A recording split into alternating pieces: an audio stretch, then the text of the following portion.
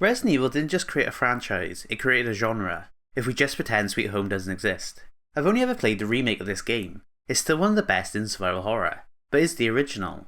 Resident Evil came out way back in 1996. A year later they released the enhanced version, the director's cut, which is what I'm playing. It has new modes, difficulty options, and some slight changes. It's time to enter the survival horror to find out if it deserves its legendary reputation. The 90s were the early days of 3D gaming, and horror games were rare. This has to be why Resi became a massive success. Gamers had never seen anything like it before, pre-rendered backgrounds with cutting edge technology. It does help the game still hold up to this day, more so than other games from that era. It's not blowing my cock off, but it still looks good. It avoids the blocky look that Tomb Raider had. The characters still look blocky, but at least the environments don't. Pair this with the fixed camera angles framing each background, and this is probably the closest game ever felt to looking like a film. Some of these angles look fantastic, like the stairs next to the east side safe room.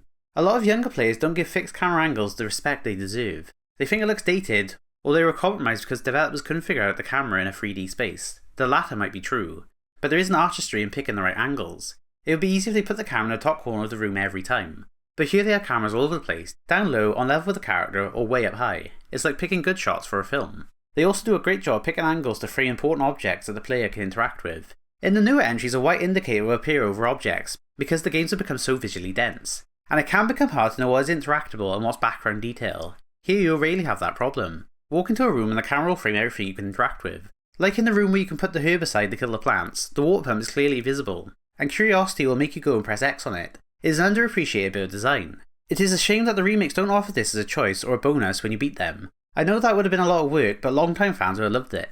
The last bit of quote outdated design unquote are the tank controls. They were the norm at the time. I mean, the PS1 controller didn't have analog sticks originally. I've seen a lot of people say they can't get into these games because they can't get used to them. This has always baffled me. You mess around for like 10 minutes and you'll get it. Sure, you might take some unnecessary damage from time to time because of them, but you can't play some of the greatest games of all time because you can't get used to up, B and forward depending on which way your character is looking. It works better than normal movement with the fixed camera angles. You'll still be running forward even if the angle changes. With analog control you will snap to a different direction. The game was designed with tank controls and it works well for this game. It makes you treat the enemies as actual threats because you know it will be difficult to manoeuvre around them. If you could move flawlessly, you could dodge every enemy easily, which would sap the horror out of it. If the game had analog controls from the beginning, they would have to change how every enemy moves. They are designed with what the player can do in mind. If you can't get used to the tank controls, that's fine. I guess you're just going to be missing out. But technology alone doesn't create a classic. The real question is what happens when you step inside the Spencer mansion.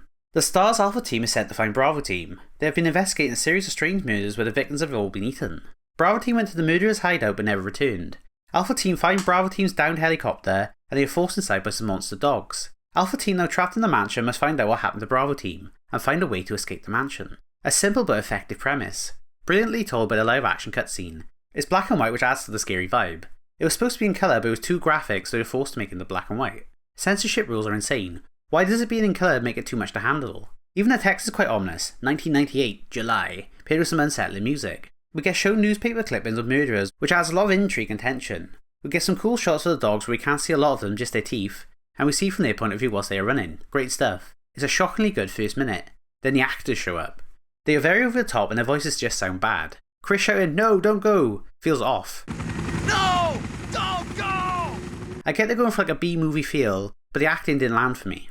I'm also not a huge fan of introducing all the characters after this, with their bio and a sick voice saying their name. It makes it feel like an action game after they did a good job setting up the horror vibe. It's also funny how they show all the characters even if they aren't in the game this playthrough. If you play as Chris, Barry will never show up. The voice should have said Barry Burton will not appear. The voice saying Resident Evil is still sick.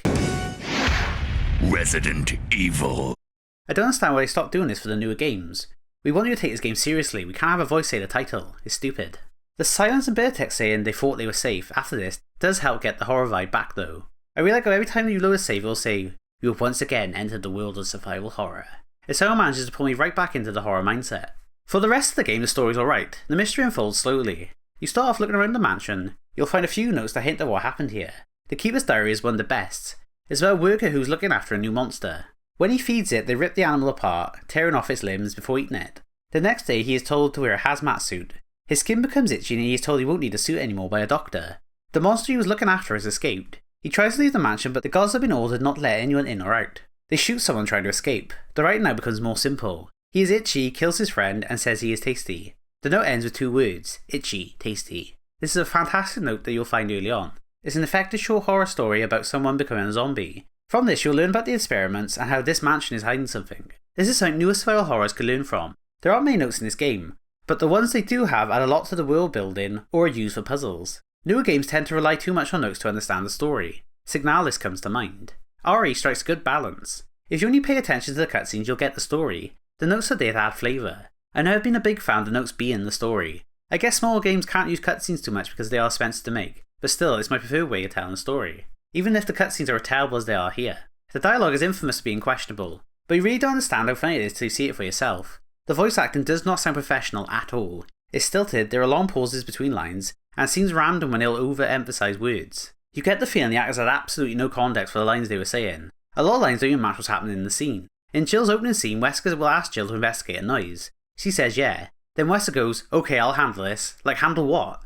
Now Jill, can you go? I'm going with you. Chris is our old partner, you know. Okay, let me handle this. One of my favourites is near the end of the game. Jill will find Chris in a cell. She says, will you wait here? He's locked in a cell, Jill, what else is he going to do? Well, Chris, I'll be sure to come back and help you soon. Will you wait here? Barry is definitely the funniest. He constantly says odd shit. Jill, you're the master of unlocking. All the famous Jill sandwich lines is just so bizarre. It might be handy if you, the master of unlocking, take it with you. Like, what direction was he given? Jill also can't say Barry, she says Barry. Oh, Barry! That was too close. You were almost a Jill sandwich. You're right. I wouldn't change any of this dialogue or the acting. It's all a part of the game's charm. I'm a big fan of how the story changes depending on which character you're playing as. Both Jill and Chris will do mostly the same thing, but there are a few changes that justify playing as both. Like, both will be told there is a snake on the stars team. In Chris's scenario it's obviously Wesker, but in Jill's you could think it's Barry. He does strange actions throughout. Like when he comes to rescue Jill after she triggers the shotgun trap, why is he there? He said he was heading to the other side of the mansion. Barry will keep suggesting they split up, but somehow manages to keep bumping into Jill. Is he following her? It's pretty well done. It also helps each character gets a different supporting character. Jill gets Barry and Chris gets Rebecca. Each comes with different scenarios. It's not like they just swapped out the characters and the same thing happens. When fighting Plant 42, Jill can make a chemical to weaken it. Chris can't and will get grabbed by the plant, and Rebecca will have to quickly make the chemical. This does mean canonically Chris can't do basic math, which I find funny. Then when fighting the tyrant, Barry will be there with Jill, but in Chris's playthrough Rebecca has been shot and she can't help. It's little changes, but they do make it worth playing as both characters. You also get to make choices throughout the game, which I wasn't expecting. I didn't get to mess around with this too much, but they do have an impact on the gameplay and story. Like when you first meet Rebecca, she'll ask you if you want her to come with you. You can decide. Say yes and she'll show up to help Chris, say no and she'll stay in that safe room, which is wild to me considering how much she showed up in my playthrough. Or when you're playing as Jill, decisions you make can get Barry killed. There was a part where he tells you to wait so you can go get a rope. I waited and he came back, but you could easily think you have to move on and go on without him. I was shocked how important these decisions were, and how much replay value they can add. The best character of the game is the mansion itself. This is peak survival horror layout. You start off with a lot of choices. You can go to either door on the bottom floor, or you can go to 2 doors upstairs. Chris and Jill have different locked doors, so you will have different start for each of them. A good shake up. You will eventually run into locked doors or puzzles that are missing items, so you have to backtrack to other rooms to find the items. The mansion is interconnected. You can gain an item in one room, which normally means you have to travel to the other side of the mansion to use it, which will unlock more rooms. The mansion is like a giant puzzle box. The best examples are the keys. Each key will unlock but 3 doors all across the mansion. It'll be up to you where to go first and remember what doors the key will unlock. Unlike the newer games, the game doesn't tell you on your map. You'll have to be paying attention or go back to every locked door, potentially putting you in more danger or risking using more resources. Resource management is the name of the game here. The layout adds to this. I would spend time staring at the map and plotting a course where I need to go. Which route had less enemies, and what other items could I use or gain on the way. I strategically took out specific enemies if I knew I'd be travelling through that room a lot. The fact I did this shows this is a good survival horror. I think people have over-exaggerated how little resources you get. I was playing very cautiously. I thought I was going to run out of ammo, and that I wouldn't have enough saves, so I saved very little, which put me on edge. One little slip up and I was a lot of progress lost. Then by the end of the game I had lots of saves and ammo left. It feels like you get just enough pistol ammo to kill most zombies. The fact they don't respawn means it's often better to kill them than to try and run past them. You can also reset the position by leaving the room and coming back if you want to run past them. I knew the hunters were coming, so I refused to use a shotgun until then. I only used the pistol and was fine killing most zombies. I left a free near the west side safe room as I could run past them easily without taking a hit. This helped me save my shotgun ammo till the hunters came. Then I had more than enough ammo to take out any in my way. Like I didn't even use the grenade launcher or magnum in Jill's playthrough, except for the bosses. There's also way too many healing items about, especially the blue herbs. How often do they expect you to get poisoned? I feel like the game should have been a lot more stricter with these resources.